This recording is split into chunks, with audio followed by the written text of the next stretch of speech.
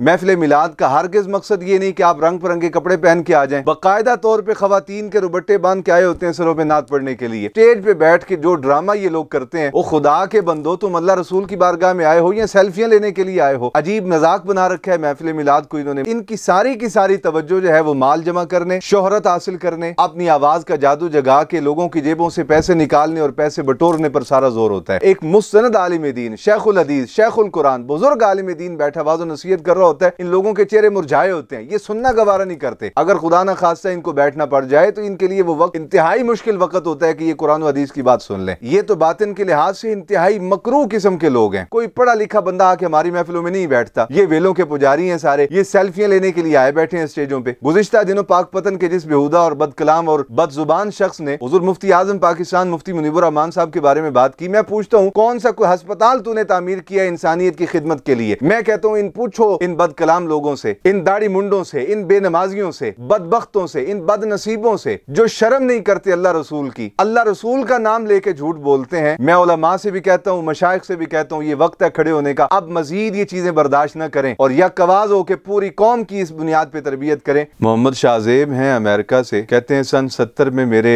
वालिद गिरामी मोहम्मद याकूब साहब बड़े हजरत हुजूर फनाफिर रसूल किबला बाबा जी सरकार अल्लामा हाफिज गुलाम रसूल साहब रहमतुल्लाह अलैह की खिदमत में रहा करते थे और उन्हीं से तालीम और तरबियत और रूहानी फैज़ पाया। और सन 2001 में जब मेरी उम्र 4 साल 4 माह 10 दिन थी तो मेरे वालिद गिरामी की अर्जी पर हुजूर फनाफिर रसूल रहमतुल्लाह ताला अलैह ने मुझे बिस्मिल्लाह शरीफ पढ़ाकर मेरी तालीम और तरबियत का आगाज फरमाया था। गुज़िश्ता रोज आपका बयान सुना तो एहसास हुआ कि वाक़यातन महफिल नात में खुराफात का सिलसिला बहुत बढ़ गया है। इस सिलसिला में मेरी राय है कि कुछ सालों के लिए महफिल पर पाबंदी लगा देनी चाहिए। देखें, गुजारिश ये है मोहम्मद शाहजेब साहब, आपने माशाअल्लाह पुरानी यादें ताज़ा कर दी हैं। आप दियारे गैर में बैठे हैं, अल्लाह ताला आपकी जिन जान की ईमान की हिफाजत फरमाए। महफिल नात में खुराफात का जो सिलसिला बड़ा है वाक़यातन बहुत हद से तजावुज़ कर गया है, इसमें कोई शक नहीं। हाँ, अलबत्ता महफिल नात और महफिल मिलाद के जो उमूमी तशख़्ख़ुस है इसको तब्दील करने की बड़ी ज़रूरत है और अपनी कौम को आगाह करने की ज़रूरत है कि हमारे असलाफ कैसे थे, उनका अंदाज क्या था तालीम और तरबियत का, उनका अंदाज क्या था मजालिस के इनेकाद का, वो नात किस तरह पढ़ा करते थे, किस तरह सुना करते थे, उनका ज़ौक़ क्या था। ये जरूरत है कि आज अपनी कौम को बताया जाए। आजकल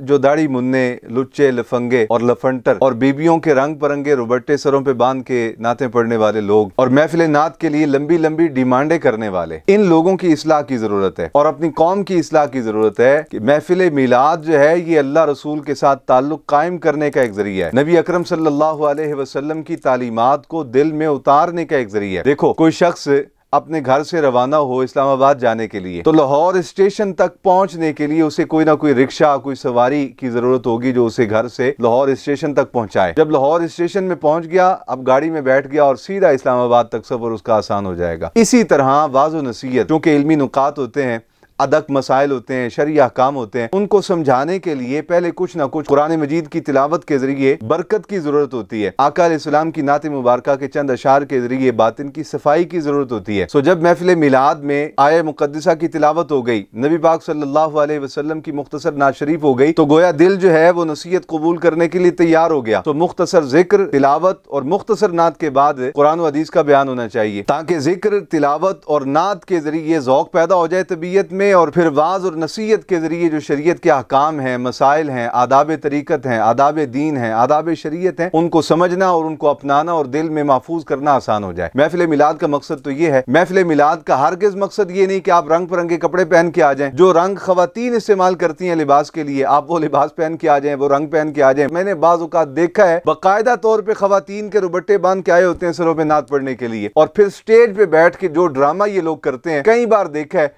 एक मोबाइल उठाता है सेल्फी लेने के लिए और पीछे सारे यूं सेल्फी को देख रहे होते हैं। ओ खुदा के बंदो, तुम अल्लाह रसूल की बारगाह में आए हो या सेल्फियां लेने के लिए आए हो? तुम तमाशा करने के लिए आए हो? अब सामने जो लोग बैठे होते हैं वो तमाशा देख रहे होते हैं कि स्टेज पे ये नात खानों की फौज जफर मौज बैठी है। एक मोबाइल निकालता है सेल्फी लेने के लिए और पूरे का पूरा स्टेज उसी तरफ मुतवज्जो हो जाता है। अजीब टोपी ड्रामा, अजीब मजाक बना रखा है महफिल मिलाद को इन्होंने, महफिल नात को इन लोगों ने। इनकी सारी की सारी तवज्जो जो है वो माल जमा करने, शोहरत हासिल करने, अपनी आवाज का जादू जगा जाके लोगों की जेबों से पैसे निकालने और पैसे बटोरने पर सारा जोर होता है। और अब तो हालत यहाँ तक पहुंच गई कि अकाबिर उलमा को और बुजुर्गान दीन को तान करने लग गए। एक मुस्तनद आलिम दीन, शेखुल हदीस, शेखुल कुरान, बुजुर्ग आलिम दीन बैठा वाज़ो नसीहत कर रहा होता है, इन लोगों के चेहरे मुरझाए होते हैं, ये सुनना गवारा नहीं करते। अगर खुदा ना खास्ता इनको बैठना पड़ जाए तो इनके लिए वो वक्त इंतहाई मुश्किल वक्त होता है कि ये कुरान हदीस की बात सुन लें। ये तो बातिन के लिहाज से इंतहाई मकरूह किस्म के लोग हैं। तो जरूरत इस अमर की है कि फौरी तौर पर महफिल नात और महफिल मिलाद को शरीयत मुताहरा की रोशनी में दुरुस्त किया जाए। जो इसमें खुराफात पैदा हो चुकी हैं उनको खत्म किया जाए और इसको संजीदा बनाया जाए, बामकसद बनाया जाए, बामाना बनाया जाए। महफिल मिलाद में आके बैठने वालों के लिए उस महफिल मुबारका को इतना बाबरकत और बामकसद बना दिया जाए कि वहां लोग आके बैठे तो उनके दिल नरम हो जाएं, उन्हें गुनाहों से नफरत हो जाए। जबकि यहाँ आके लोग बैठ के तो दीन से बेदार होके जाते हैं। कोई पढ़ा लिखा बंदा आके हमारी महफिलों में नहीं बैठता। क्यों नहीं बैठता? इस वजह से कि वो कहते हैं कि धमा चौकड़ी में चाह रहे हैं, ये वेलों के पुजारी हैं सारे, ये सेल्फियां लेने के लिए आए बैठे हैं स्टेजों पे। इन लोगों ने संजीदगी खत्म कर दी और अब तो बेबाक हो गए। बुजुर्गान दीन पे तानो तशनी शुरू कर दिया। गुज़िश्ता दिनों पाकपतन के जिस बेहुदा और बदकलाम और बदजुबान शख्स ने हुजूर मुफ्ती आजम पाकिस्तान मुफ्ती मुनीबुर रहमान साहब के बारे में बात की, मैं पूछता हूं, तूने 30-35 साल से पैसा कमा रहा है महफिल मिलाद से, बताओ आज तक तूने कौन सा एक दीनी काम किया है?